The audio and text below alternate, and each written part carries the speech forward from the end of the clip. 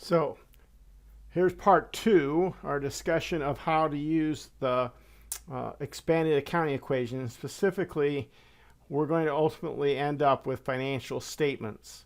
So as you can see in our example here, we have taken our current assets category and broken it down into cash and inventory. Our long term, we just have one current accounts payable unearned under liability. See how we've broken it down into more detailed accounts. So you might say that this information up here at the top is our chart of accounts. These are the things we want to track. So I've put the description of what happened over here on the side. All right. So we've issued stock and so forth.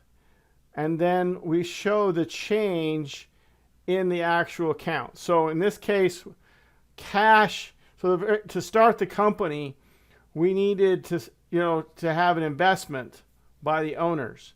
And so that increased cash and increased capital stock. And you'll see how on both sides of the equal sign, that went up by 50,000.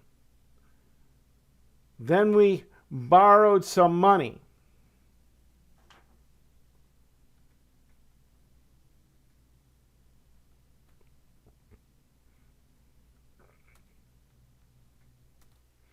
And so that made our loan payable and cash both go up.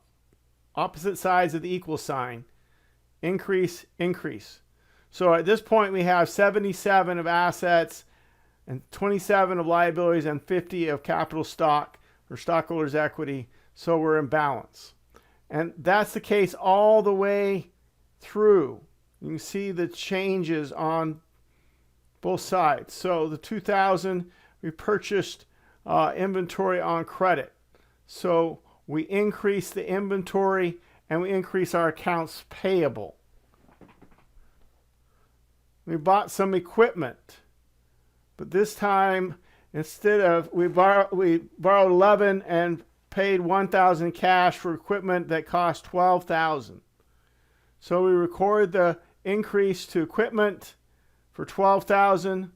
A first decrease of 1,000 to cash, and then an increase to the payable, loan payable. And again, we could have broken that into another column and made a separate loan payable because this loan is for the equipment and the other loan was just for general purposes. It doesn't matter. You could have done that and it would have been fine as long as it was one of the long-term liability section. The 1,500 was received cash for a customer for services to provide later. So we're going to increase the unearned revenue liability and increase our cash. Everything is everything affects two or more, you might say, accounts. Notice up here where we did 2, this went up 12, this went down 1, so the total difference in assets is 11, and this changed by 11. All right, looks like we sold inventory that cost us $1,500 for $4,000. So we sold it for $4,000, so we increased our cash and increased revenue, because when we sell things, that's revenue, and the cost of the inventory is reduced. This is part of that inventory we bought up here. We went down, and I put that in parentheses to emphasize that it was a reduction, and our cost of goods sold. Now, cost of goods sold actually increased, but it makes our retained earnings go down because cost of goods sold is an expense, and we subtract expenses. All right? So however, the best way for you to remember that that's a subtraction from retained earnings, whether it put it as a negative or in parentheses or just to make a note of something, or just remember that all expenses are treated that same way. So we got a bill for utilities. So our accounts payable, or you could have used a different account, went up. So that's both these are on the same side, right, of the equation. So this one, liabilities went up and expenses went up, but that makes our retained earnings go down. So the equation is still in balance.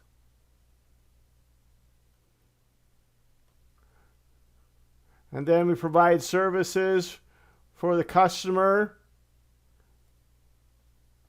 early, and so that part of that unearned revenue was earned. So we make it go down by 500, and on the same side of the equation, revenues makes our stockholders' equity. So liabilities went down, stockholders' equity went up, so we're still in balance because those two are on the same side.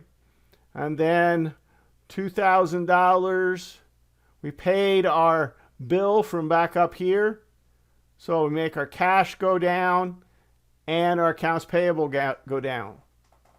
We paid dividends in cash, so it makes our cash go down or decrease, and our dividends always make retained earnings decrease.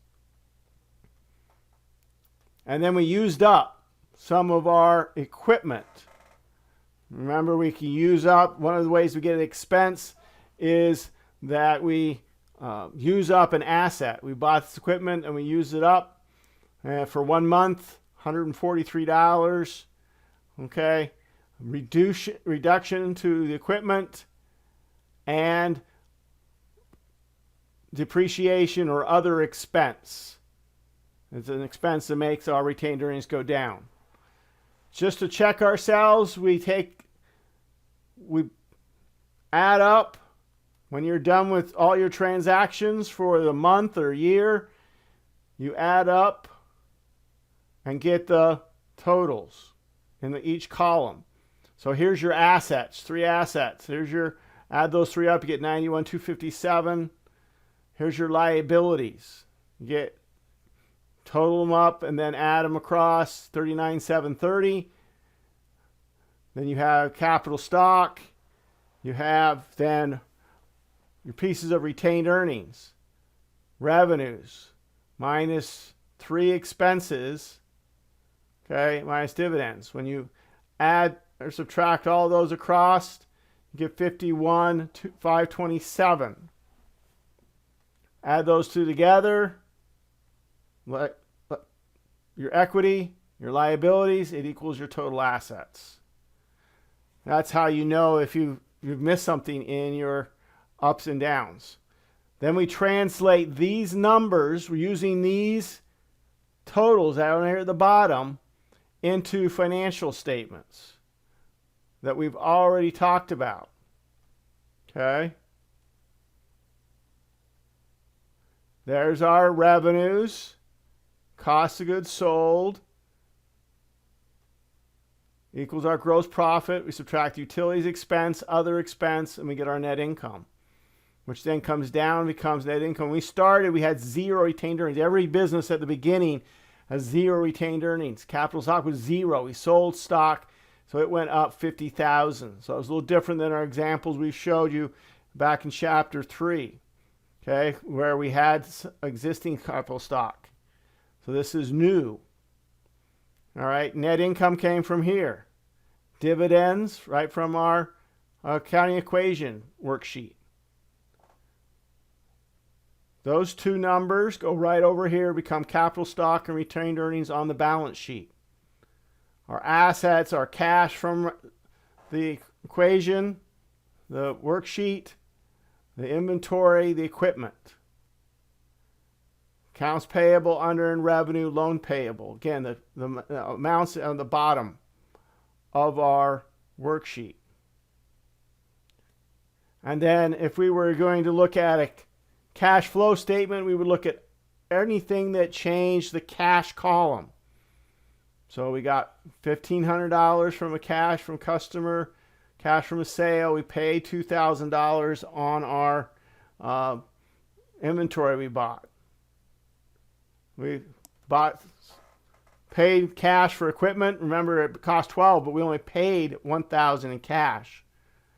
We got $50,000 for a shareholder. We borrowed $27,000, and we paid dividends under the financing section. So any number, anything in the column of cash can go in one of our three buckets and make our statement of cash flow where our beginning cash was 0.